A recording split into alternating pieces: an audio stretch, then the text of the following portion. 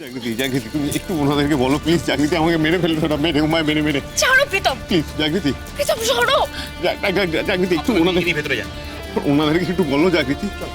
তুমি তো জানো আমি চোর নই, আমি পেটের দায়ে এইগুলো করে ফেলেছি। মিসেস রায়চৌধুরী, ও কি বলছে? আর আপনি ওর এই মিথ্যা কথাগুলোকে কেন অ্যালাউ করছেন? দিদি ভাই, আমি ভালো করে এই অনিরুদ্ধ বাবু, আপনি বলুন না। আমি ভালো ঘরের ছেলে, আপনি তো সব জানেন।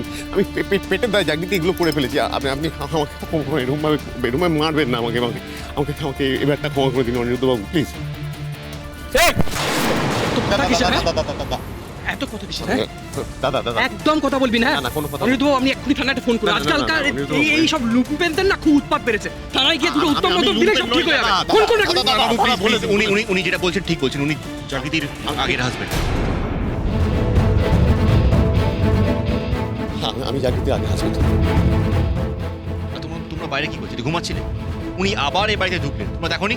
আটকাওনি কেন? উনি বাড়িতে ঢুকতে চাইছিলেন, আমিই তাড়িয়ে দিয়েছি। তারপর হয়তো কোনো রকম পাঁচিল টপকে ঢুকে পড়েছেন। আমি পাঁচ প্রীতম, তোমাকে আমি লাস্ট ওয়ার্নিং দিচ্ছি। হ্যাঁ, আর ওয়ার্নিংও দিতে হবে না আপনাকে। আমি এই বাড়ি এরপর তুমি এই বাড়িতে যদি আসো, আসবো না দাদা, আসবো না। এই লাস্ট, এই ত্রিসীমানায় দেখতে পাবেন না আমাকে। আমি এইবারটা থ্যাংক ইউ দাদা, আপনি বাঁচিয়ে নিয়েছেন। Thank you.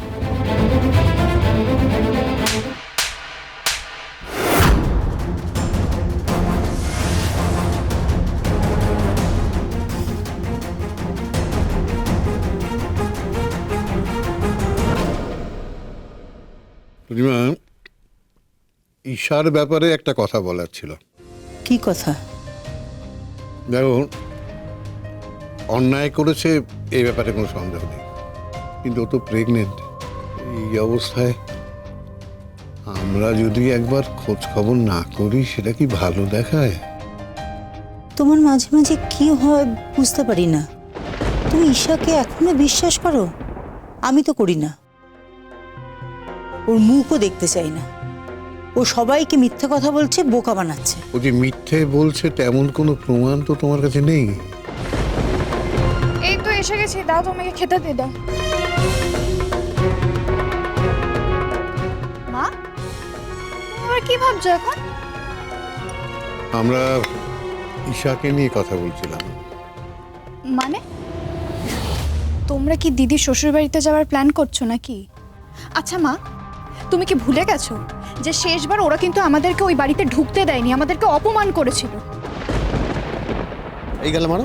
তোমার এতটা অধপতন হয়েছে, তুমি চুরি করতে নেমেছো। পকেটের টাকা নেই, কি করবো জাগৃতি? তুমি এটাই ডিজার্ভ করো। Get lost Pritam, get lost. তোমার মুখ যেন সারা জীবন আমাকে দেখতে না হয়।